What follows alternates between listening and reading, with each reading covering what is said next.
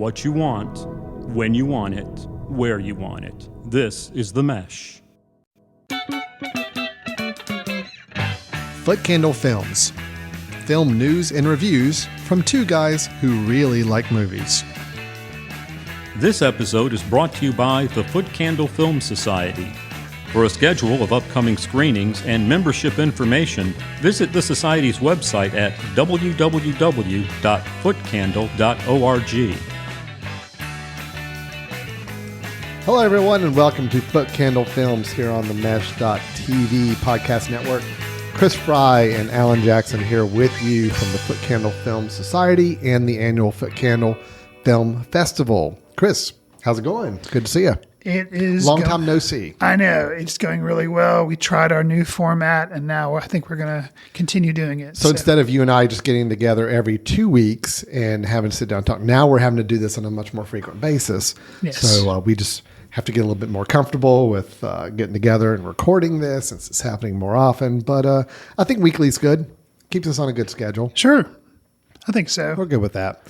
And plus what that means is, like we said last time, we're just going to be reviewing one film every time we get together, talking about a relatively new film for a review. Then we'll switch over and sometimes we're going to throw out some movie news. This particular episode, we're going to do some recommendations. We're going to kind of share some movie recommendations that we think are worth checking out that maybe you're not aware of or might have passed you by at some point. But first off, we do have a review of a film we want to get into, and that is going to be the latest film. Well, I won't say latest. This is actually his first film directing and writing by actor-comedian Ray Romano, and also starring Laurie Metcalf. The film's called Somewhere in Queens. So we'll be reviewing that film.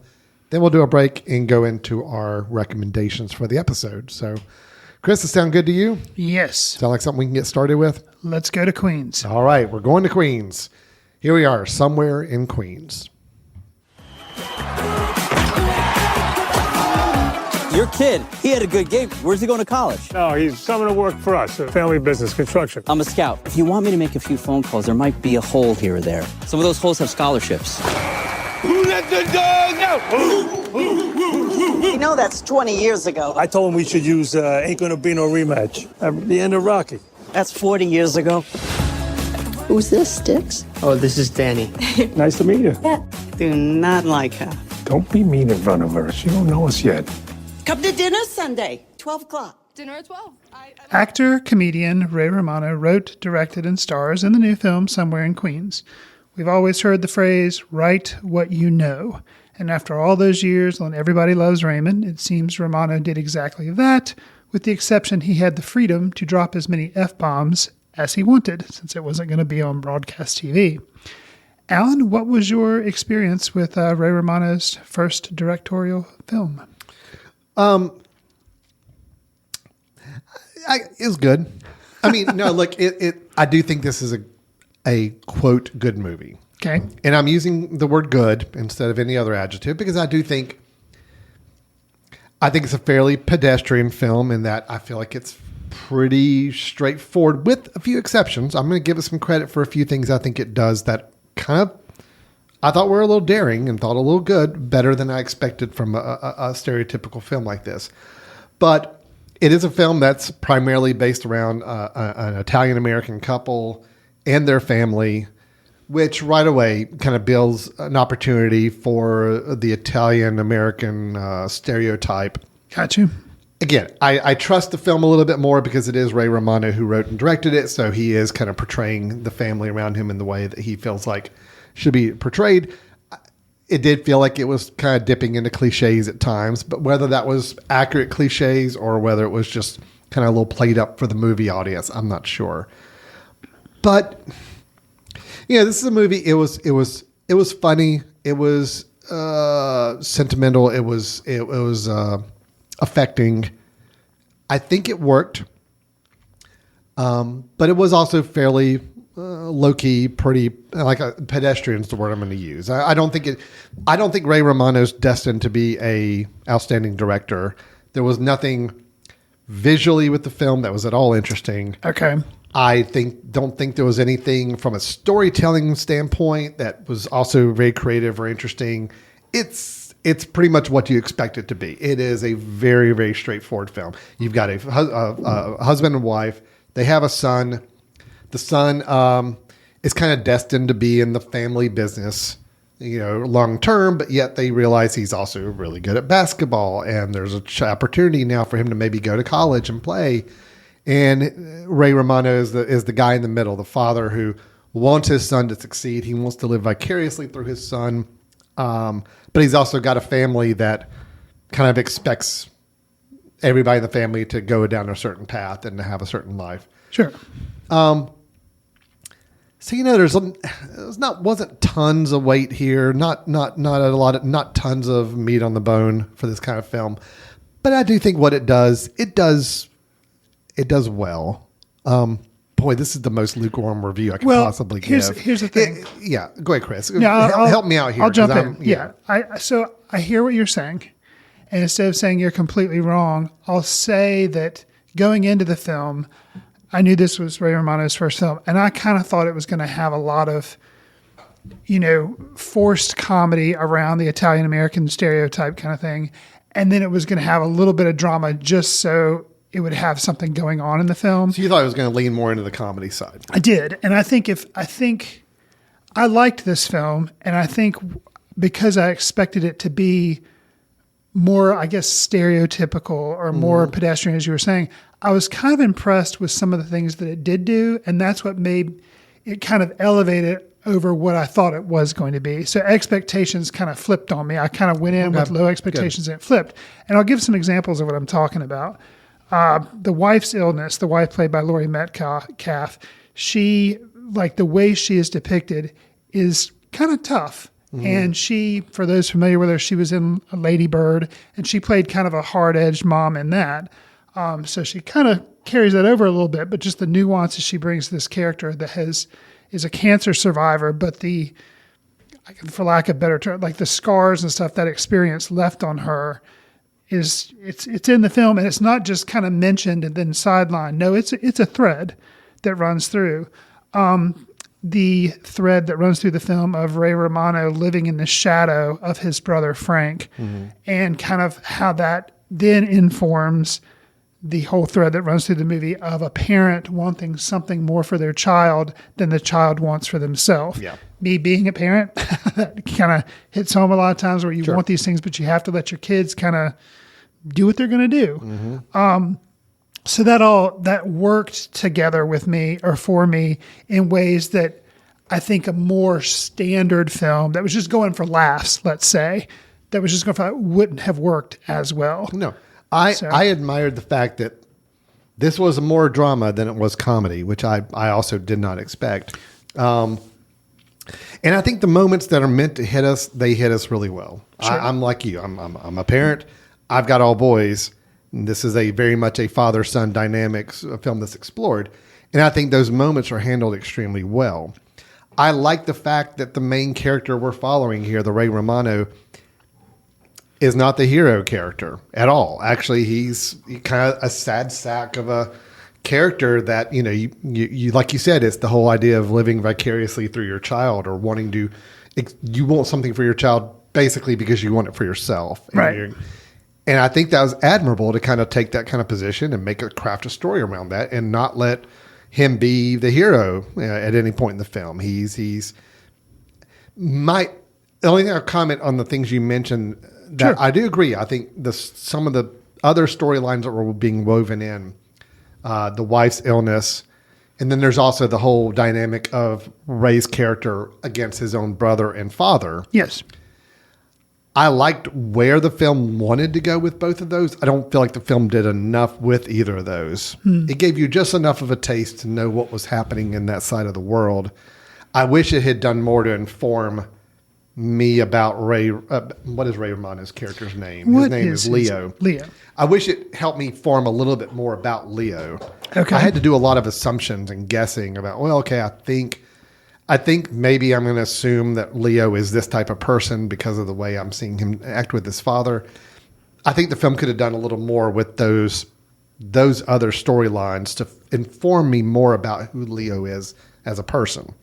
Otherwise, all I saw Leo as is he's a guy in a job that you kind of get the impression he doesn't really care about his job or doesn't really have any passion for it. Sure. And he's got a son who he wants to see succeed, but he loves his success because it's also attention back for him.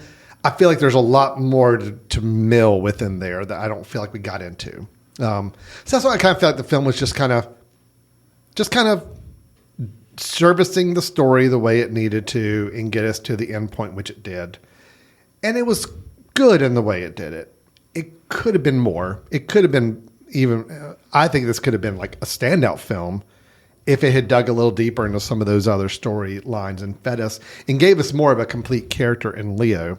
But instead, I feel like we just got Ray Romano playing the what was the show he used to do? Everybody Loves Raymond. Everybody Loves Raymond, just a heightened, more dramatic version of that character. And that's how I kind of felt like we got at the end of the day. It's like it was a sitcom episode wanting to be and mostly succeeding in being an award-winning drama. It just So you're saying it's like a feature film version of a episode of Everybody Loves Raymond. Yeah, but with definitely a more dramatic slant to it. But Right. it just never quite got. I think it just needed to go a few more steps of the storytelling and the character development to get it to that point of saying this is a really good movie. I think it was good in that I enjoyed it. Look, it got me a couple times emotionally. I think there's some nice father-son moments that kind of spoke to me. I did really like the relationship between Leo and his wife. I thought they had a really interesting dynamic that I think was loving, but also you could tell these people have been together a really long time Yes. and they know each other extremely well. Yeah. The two people I will call out that I don't think are probably we haven't even really mentioned in this review are the young people. Sticks. Yep. So the son played by, where's his? Hold on. Trying to get his I want to get the actor's name right. Sure. Before we go forward. It is, oh boy. Where Well, is he? the girl, Yeah, I know the girl Okay. Danny Brooks is played by Sadie Stanley. right? But I'm having a hard time finding the son. Oh, Jacob Ward. There we go. Jacob Ward playing Matthew, or Sticks, as they call him in the film.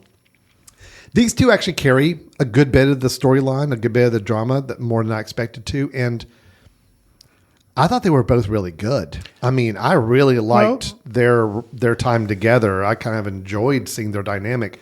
To see a young couple, high school graduating senior couple, kind of at crossroads of their lives, and it was a pretty open, honest relationship. And the way it turned about halfway through the film, I'm like, well, yeah, I get it. That's believable, and I think they sold it. So anyway, what Yeah, are I you was going gonna to say, when I'm talking, I kind of talked about some of the threads that I appreciated in the movie that kind of elevated it above something just standard. And I'll say that some examples of things that impressed me that could have gone much more Hollywood, but they didn't. And one was at the beginning, this young man is good at basketball. You think, oh, okay, this is going somewhere. There's a slow-mo basketball shot towards the end of the game. I'm like, oh, great. And we know where this is going. And nope. Yeah. It actually kind of subverts a little bit. And I was like, okay. And from that moment on, I was like, okay, I think Romano is going to do a little bit more here than just your standard. Yeah. Stick's relationship with his girlfriend and how that was unexpected. And it actually shifted into a different gear quicker than I thought it was going to. Yeah. And- There's it actually, I admired it for what it did with that relationship. Admired it a little bit more what they continued to do with that relationship at that point. It was like in first gear, then it goes to second gear, and then it goes to a third gear, and you're like, okay. So there's some interesting things going on there that I was not expecting in this film. I'll say too, you called out Jacob Ward playing the son. At the beginning, he's this quiet guy, and he's playing basketball, but he was so over or outshone by his girlfriend that I was kind of like, yeah, he's not really giving me much.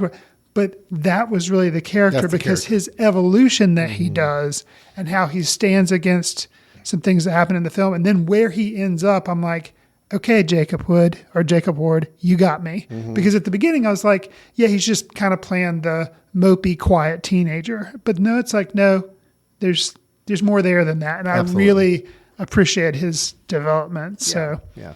I think Ray Romano got these characters right. The ones I felt like were a little underdeveloped, or I just, I don't really know what they wanted to do with these other than just have them play bit parts to accentuate the fact that, hey, remember, just in case you forgot, we're an Italian-American family. There's the brother who... Oh, and I'll say, interesting thing about, let me talk about the brother a little bit. Played by Sebastian Maniscalco, who's Frank.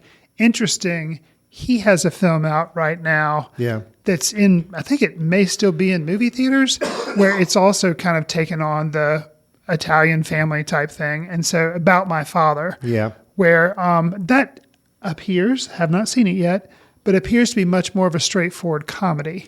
Seems to be, yeah. So it's But you've got him interesting. as Frank the brother, and again, I mean, I think there's a few moments where you start to pick up a little dynamics of the relationship between the brothers, Yeah. but it just doesn't go any further than that, than just hinting. The father, played by, oh gosh, I'm still going to be horrible on the names here. Pops. Well, Tony LaBianco, Dominic Pops Russo.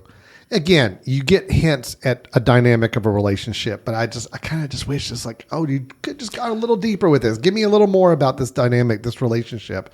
You get the impression that Leo is the awkward one of the sons. There seems to be another family. I don't know who Petey is. Petey is like another guy in the crew.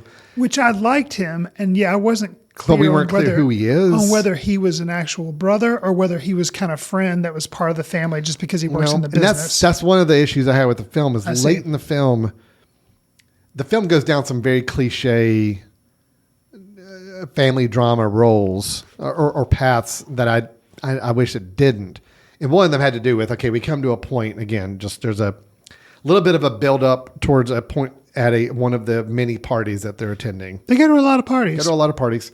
There's one that's a kind of everything's building up and it all culminates. You finished your big moment where everything's kind of being explored or everybody's understanding who's doing what. And then so the Leo character leaves and he's drunk and he's going to walk home. He's kind of feels disgraced about things. Sure. And then you've got this PD guy who is part of his work crew. He definitely works in the family business. And he's at all the parties. And he is out. But we don't really know like what his other role is. Right. But then they kind of have a fight and they, but then it's supposed to be a little bit more of a dramatic moment. The fact that he's there to help them. But I don't really understand why or why we should care. So it's like, I felt like some things got thrown in just as like, oh, this would be good, quote, drama to add in if we do this. And it's like, well, no, you gotta give me a little bit more to make this work. The relationship between Leo and his son, I do feel like worked. So that's why those moments did work for me when we were supposed to feel something between them. I just wish I got that with the rest of the characters as well. So well, and I think a lot of that comes from this is his first directorial debut, Ray Romano, first script that I'm aware of he's done, and I feel like something as simple. I understand what you're saying. It didn't bother me in the moment, but I can see how, hearing your comments, it could have been more effective if the scuffle was between him and Frank. yeah, Something that simple. And then because we know we totally have an idea of the relationship with Frank. We're hinted at the fact that there's some animosity or jealousy from Leo to his brother. Right. His brother seems to be the father's favorite. Right. So Leo seems to be a little put off. Again, it's all kind of hinted at and it's all kind of assumptions, but I felt like there's more you could have dug into there. And yeah, if I'm expecting it to be a skirmish and all that, I want it to be between Leo and his brother because that's where you're supposed to feel Leo's got some animosity with. And anyway, it was a little, it was trying to go down some cliche roads in a few places that I don't feel like it had to go. And I felt like there were some great, interesting storyline nuggets that were touched on that I would have loved to have seen explored a little bit more. To really make Leo a complete character. Gotcha. Okay. Leo was just a little above a sitcom dad character. I see. Okay. And everybody else was kind of operating in a different. Yeah. Okay. But the Ray Romano Leo character, I still feel like I'm just a few shades above a sitcom stereotype dad character. And there's a lot more there. I mean, there's a lot more there from Sure. the story, from the other things we saw hinted at. I wish it was strong enough to have gone into those. So, but yes, first time directing, first time writing for someone who's been an actor and comedian all of his life. I mean, I thought it was good. It was definitely better than I expected it was going to be. I like the tone better than I expected it to be, not just a straight comedy, but to actually have a lot to say. I think it makes some interesting, daring storytelling choices with the relationship between the two young people. And then also just Leo and his son, and kind of this idea of living vicariously through your children and the damage that can cause. So I thought there was some good messages and good storylines to cover there. Yeah, I'd agree, and I'm interested to see what Romano does next. I think the first thing that I'd seen Paddleton, but I think maybe The Big Sick came before that, where that was a big role for him in The Big Sick, and I was like, wow. I mean, I never watched Everybody Loves Raymond, but I was aware of who he was, and seeing him in The Big Sick, I was like, whoa. Okay, the guy's got some gravity there. He had a supporting role in the Irishman, Scorsese film as well. So I feel like he, in his career now, it feels weird for me to say, but I feel like in the film world as opposed to TV, I feel like he's got an interesting trajectory that I'm interested to see what he does next. Yeah. And it is only June, but I feel like if Metcalf is not at least remembered come Oscar season as somebody who maybe wouldn't get a nomination for Best Supporting Actress, but I mean, her work in this, I feel like is pretty solid. Yeah. Okay. Alan she's disagrees. Good. She's good. No, she's good. She's fine. I've seen her better. I thought Lady Bird was a much better role, and this one I think it relies too much on her just saying really crass things at exactly the right moment. I don't know. I'm not as high on the performance as you are, but that's fine. It's good. It's good performance. Everybody played the roles well here. Just to kind of end up, I think, to kind of sum up for me, I did like this film, and the ending scene is probably a perfect epitome of my feelings on this film. And I'm not going to spoil exactly what happens at the end of the film, but the last scene we have, there's a little bit of a build-up. It's on a campus. You've got the parents going somewhere, and they're meeting their son for a reason. It's kind of teasing you to make you think that they're going to go for one particular purpose, to see their son doing something. And then you realize, nope, that's being a little subverted. They're actually there to see him do something else. And that something else is tied in with a little bit of what we learned about the son earlier in the film. It's all really nice. It's all... He used the kiss of death. But it's almost nice. It was just almost too pat, like... getting so cliche with it. The parents having to walk in right at the right moment, right before this happens. And look, I got a little misty-eyed when there's a certain interaction between the father and son at the very end. I'm like, yeah, okay, you got me with that. You got me. But I also know I was being a little manipulated to get there. And I'm like, it was very much, I think, maybe having all the background in family sitcoms. You kind of know those moments, how to build them up, and you kind of know the pathways you take an audience on to get there. It worked. It worked for our crowd at the Film Society screenings 2 nights in a row. Yeah, it did. And it mostly worked for me, but I wish the story had been, I wish the writing had been a little more confident to not feel the need to hit every one of those little cliche moments and convenient moments that I think the film relied on a lot. So anyway. Okay. But overall, hey, look, Somewhere in Queens, I think it was a good movie. Yeah, it's worth seeing. And I'm Absolutely really worth interested to see what he does next from a writing standpoint or a directing standpoint. I'm interested because I think I liked it, but I think if he's able to move away from some of the Italian American tropes that he dealt with both in Everybody Loves Raymond and this film, it'll be interesting to see what he can do when he stretches his horizons. So... Well, right now, Ray Romano is not listed on IMDb as doing anything else directorial-wise. So Okay. don't know if this is a one-and-done situation for him, but I mean, I hope not. I think I think there was some good gems in the film here that are worth celebrating and worth him doing some more with. So, all right.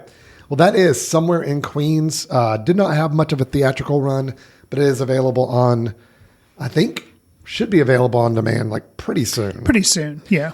Probably within a month or so. I mean, it is playing some very limited number of theaters, but not a lot. Actually, no, you can watch it on Amazon Prime right now.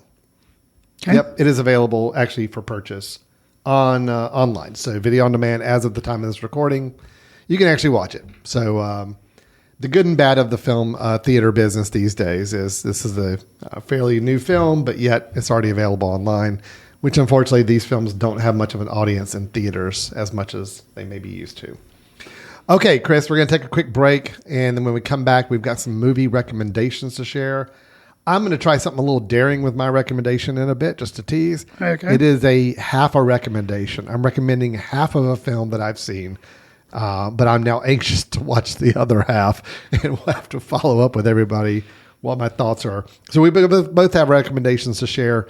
We'll get to those in just a moment. Stay tuned. You're listening to Foot Candle Films here on themesh.tv. This podcast is sponsored by Jackson Creative, a custom communication agency located in downtown Hickory, North Carolina, specializing in online content creation. To learn more, visit thejacksoncreative.com. Jackson Creative, we tell your story. Welcome back to Foot Candle Films here on the Mesh.tv podcast network. We had our review of Somewhere in Queens at the first half of the show, where Chris and I were both came out positive on the film.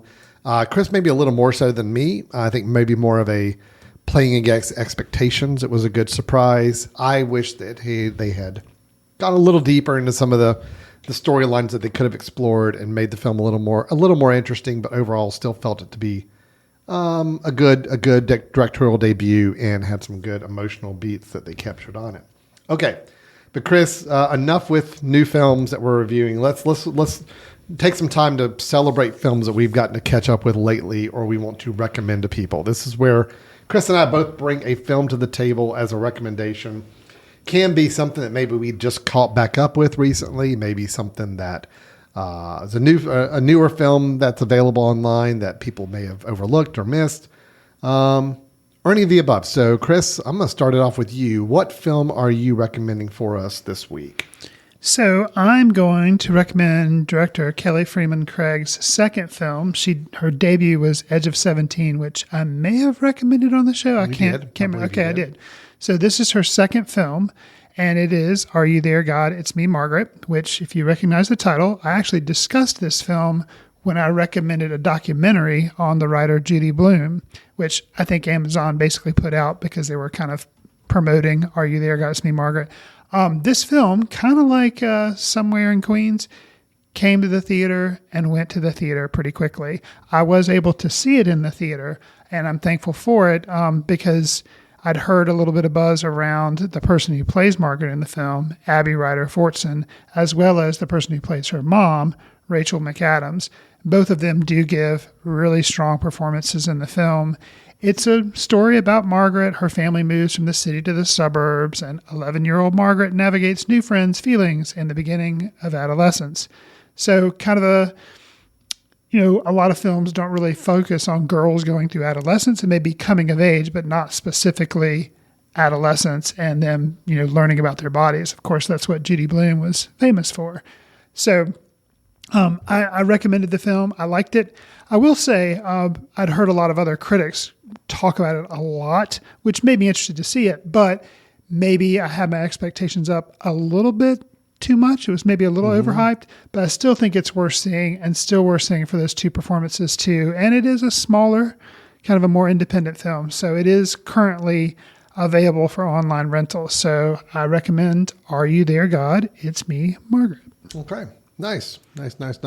Yeah, I remember. Yeah, we did see the trailer for this. I think we played it during our Tapas segment. It looked good, and I'm glad to hear that it did actually turn out to be a pretty good film. So, yeah, I was hoping they'd be able to pull off a good film adaptation of that book, and I think it did. It did decent box office wise. I mean, again, in today's film theater world, if it's not a Marvel DC movie or have dinosaurs or aliens, it's a tough sell, Sure. unfortunately. But I think they did pretty well considering. Original things, which is based on a book, but just non-franchise films. Yeah. It's tough for them. tough. Yeah. So, Chris, as I tease for my recommendation, it's a weird one, but I'm recommending a partial recommendation of a film. Okay. So I was going to recommend one film, but then when I caught back up with it and was very disappointed and upset at some of the choices that filmmaker had made at the end of their story that does not play very well here 20 years later. I'm not going to go into details because I don't want to talk about it. Okay, I'll just fair say enough. I did have a film all kind of picked out and ready to go, but I did not decide at the last minute I did not want to recommend it because it's not worth recommending anymore. Got you. But I did catch up with half of a movie. Okay. So you're giving half a I'm recommendation. giving half a recommendation. Okay. I started watching a film, and I am now so fascinated to see the rest of this film. That's usually a good sign. Just because this movie is kind of bonkers. Oh, you're selling me on it. Kind of bonkers. We'll just wait till I give you the rundown of the storyline. Okay. It is a 1959 film titled Suddenly Last Summer. Suddenly, Last Summer. This is directed by Joseph Mankiewicz, Mankiewicz, kind of a big name back at that time in cinema. He had directed other films like Guys and Dolls. He directed All About Eve. He did many, many other films in that time period. And of course, part of the Mankiewicz family of filmmakers at that time and writers. But this film was actually written by Tennessee Williams and Gore Vidal. Okay. Okay. So it stars Elizabeth Taylor, I've heard of her. Katharine Hepburn, Heard of her as well. and Montgomery Clift. I've heard of him. Okay. Already interesting actors. Yep. I'm kind of fascinated with all three of them to see what they're doing. Sure. I had just finished watching not A Cat on a Hot Tin Roof. Who's Afraid of Virginia Woolf again a few days ago, but I know I recommended that film several months ago, so I'm not going to do that one again. But I'm kind of, Elizabeth Taylor is a pretty fascinating actress in this period of time. Okay, so here's the storyline. I'm trying to think which one I want to read to you because there's one that's shorter and not as interesting, and there's one that's a little more involved, a little more fun. Let's do that one. Okay, here we go. So, in the film Suddenly Last Summer, 1959, we have Katharine Hepburn plays a wealthy woman who is using her money in her checkbook in the hopes of having her niece lobotomized. Wow. So Hepburn plays Miss Venable, whose son, Sebastian, died the previous summer of a heart attack. However, her niece, Kathy, who accompanied Sebastian, had sort of a mental breakdown and is now currently institutionalized. Whoa. Mrs. Venable wants Kathy lobotomized. Got you. I'm following you so Okay. far, believe it or not. Before doing so, a surgeon, played by Montgomery Clift, is being sent there by his boss because Mrs. Venable's dangling a lot of money in front of them that they could use to upgrade their hospital. Got you. But instead, he now becomes determined to find out exactly what happened and how Sebastian really died. Wow.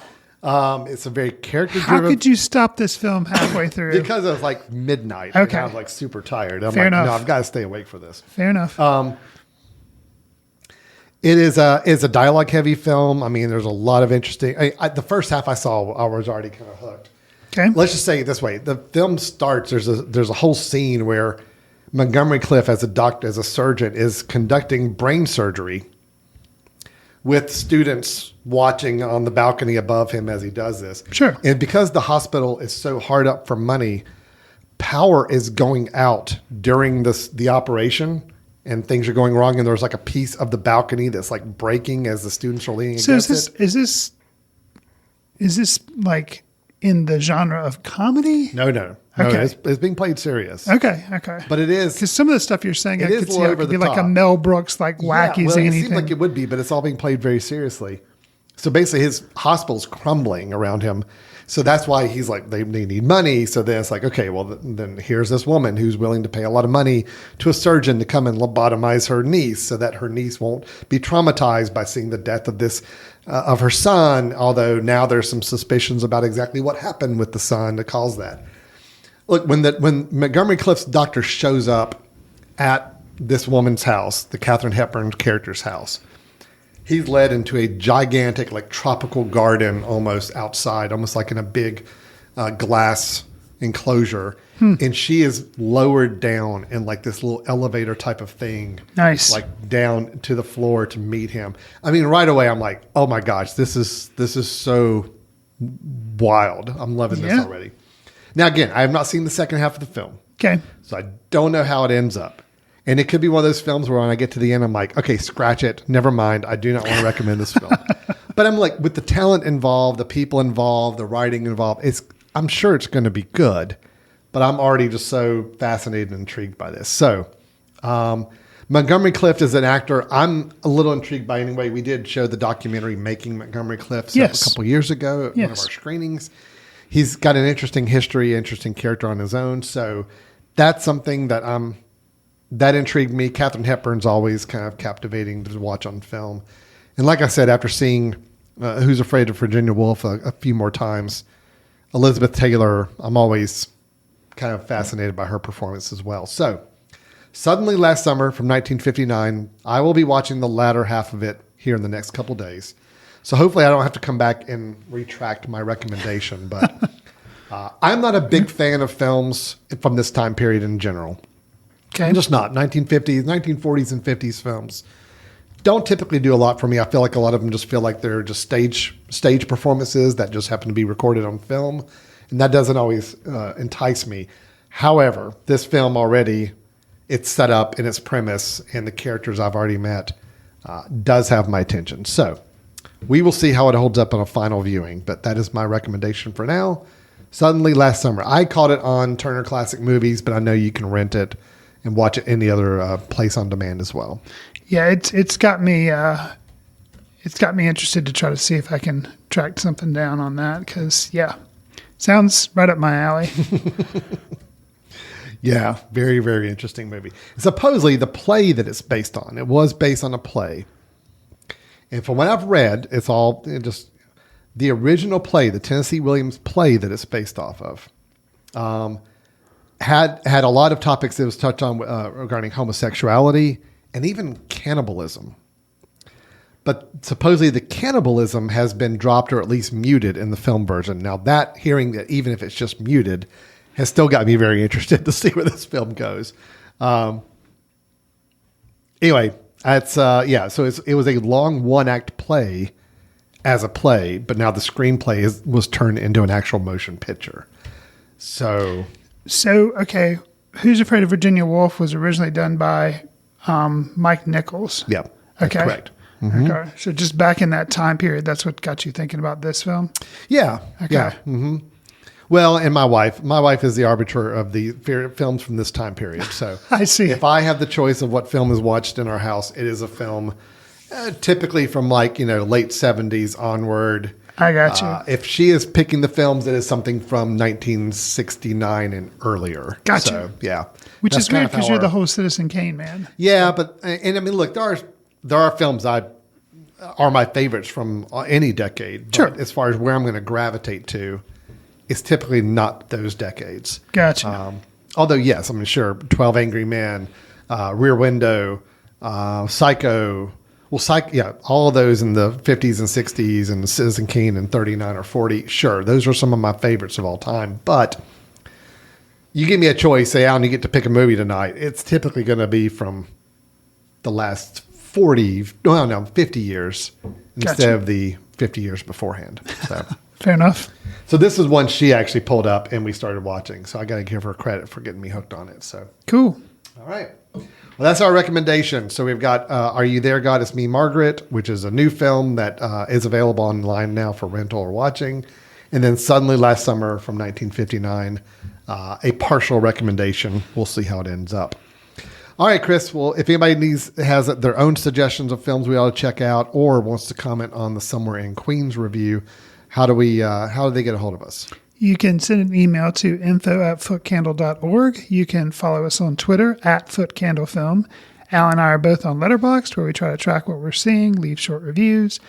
Do us a favor. If you like the show, give us a star rating, write a review, share with friends on whatever service you receive your favorite podcast on. It'll help us reach new listeners. Last but not least, the 2020 Foot Candle Film Festival will be September 15th through the 24th. So if you are in the Western North Carolina area, we will be holding it in Hickory, North Carolina, and we'd appreciate you stopping by to say hello. Yeah, that's right. We're looking forward to a great festival this year, so looking for some more information to come out about that here in the next month or so. But until then, until we either see you at the festival in September or until you tune back in next week for our next episode, we will look forward to talking to you soon. Take care. See you in the ticket line. Watch films in the company of like-minded people in the dark. Watch films in the underground. We won't let anyone know where you are. The films that don't make it to Carmike at the mall, or ones that were famous when Grandpa would watch films out of the reverence of the heritage of an art. Watch films through the courtesy of Foot Candle Film Society. Special thanks to Carpal Tuller for the show theme music. For more about Carpal Tuller, visit www.carpaltuller.com. You've been listening to The Mesh, an online media network of shows and programs ranging from business to arts, sports to entertainment, music to community. All programs are available on the website as well as through iTunes and YouTube. Check us out online at themesh.tv. Discover other network shows and give us feedback on what you just heard.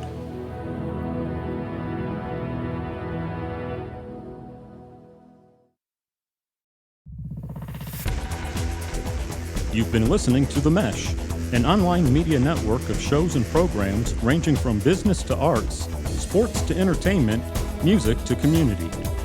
All programs are available on the website as well as through iTunes and YouTube. Check us out online at themesh.tv. Discover other network shows and give us feedback on what you just heard.